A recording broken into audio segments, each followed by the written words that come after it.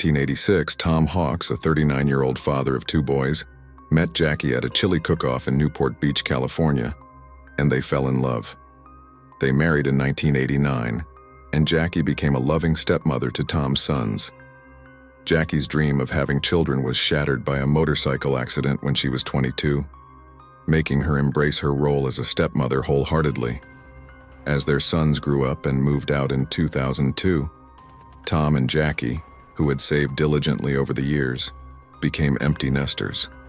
Their dream was to retire and buy a yacht to sail along the California and Mexican coastlines. Despite not being wealthy, they were financially prudent and aimed to live a simple life.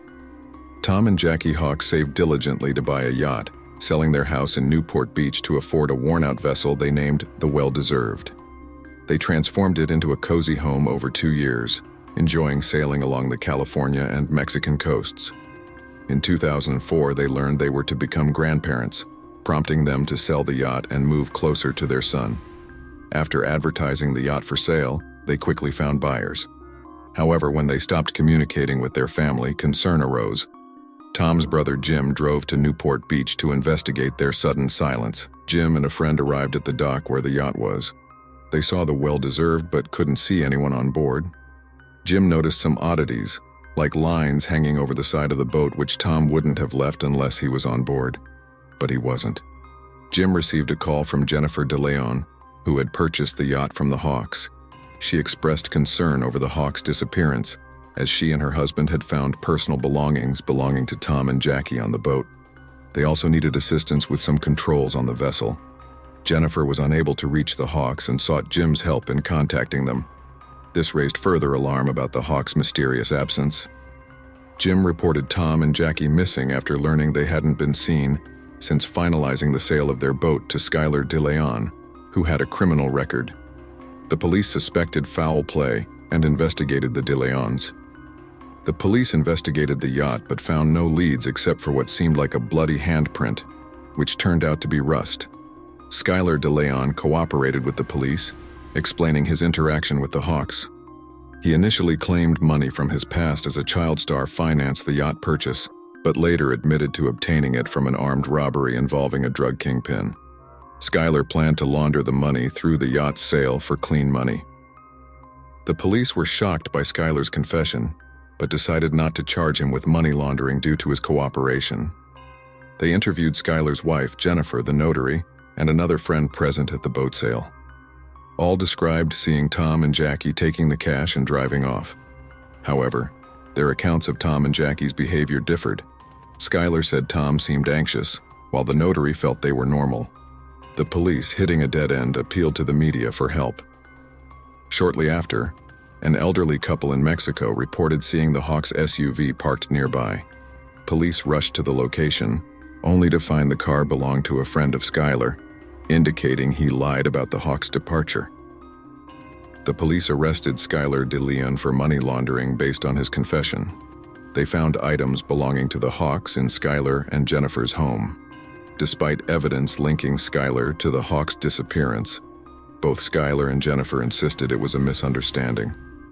The police were skeptical and decided to re-interview the notary, Kathleen Harris, and the friend, Alonzo, who witnessed the boat sale. Under intense questioning, Kathleen admitted to falsifying the sale documents for Skylar. Alonzo initially stuck to his story but eventually broke under pressure. The police promised a reduced sentence in exchange for information about Tom and Jackie's disappearance. Alonzo, a young jailer in his early to mid-20s, met Skylar while Skylar was in jail for armed robbery. They remained friends after Skylar's release. In November 2004, Skylar confessed to Alonzo that he was an international assassin hired to kill bad people. He offered Alonzo $1 million to help him carry out a contract to kill Tom and Jackie Hawks, claiming they were bad people. Alonzo agreed to help. On November 15th, Skylar, Alonzo, and a third man, John Kennedy, a gang member, met Tom and Jackie at the dock's parking lot for a sea trial. Tom, a probation officer, sensed danger and seemed hesitant about getting on the boat with them. Skylar noticed Tom's apprehension and realized they were uneasy about proceeding with the sea trial. Skylar tells Tom and Jackie he needs to make a phone call and steps aside. Minutes later, Jennifer arrives with her baby, changing the atmosphere positively. Jackie loves the baby, easing tensions. Tom agrees to proceed with the sea trial. Jennifer excuses herself due to the baby's fussiness.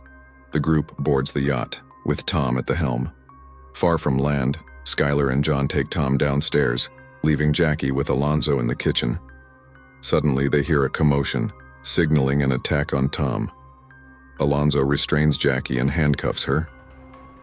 Skylar and John return without Tom and lead Jackie to the bedroom where Tom lies handcuffed on the bed. Once on the bed, Jackie confronts Skylar, reminding him of their recent friendly encounter with his family. Ignoring her pleas, Skylar instructs Alonzo to tape their mouths and eyes. Meanwhile, Skylar steers the boat towards the deepest ocean point. Tom comforts Jackie, promising they'll face whatever comes together. When the boat halts at the ocean's depths, Skylar orders Tom and Jackie onto the deck to sign sale documents and grant bank access. Jackie deliberately misspells her name as a distress signal. After signing, the captives are led to the rear of the boat. Skylar commands Alonzo to fetch the anchor. Sensing danger, Jackie pleads for their lives. Tom resists, kicking Skylar, but John overpowers them both. They are bound back to back, and Skylar attaches the anchor chain to their handcuffs. Skylar, once sure that Tom and Jackie's handcuffs were securely fastened to the anchor chain, lifted the anchor and threw it overboard. As the anchor hit the water, the chain rapidly pulled Tom and Jackie toward the side of the boat. They desperately fought against the weight of the anchor, but eventually, they were pulled overboard and into the water. Alonzo recalled Jackie's head hitting the boat's side with a loud crack as they were dragged into the ocean. Fully conscious, Tom and Jackie began their rapid descent to the ocean floor 3,500 feet below. Alonzo recounted that Skylar, after their disappearance, exhibited a disturbingly giddy reaction, laughing and grinning as he stared at the spot where they had vanished. Once the water calmed, Skylar resumed piloting the boat back to the dock. Jennifer, though not present during the murders, was deeply involved in the planning and execution of the crime. The attack was her idea, driven by a desire for financial gain. She intentionally manipulated Tom and Jackie's trust to lure them onto the boat, knowing their fate. Skylar would call her throughout the ordeal for guidance and feedback. The discovery of the Hawks' video camera in Skylar and Jennifer's house revealed a chilling detail.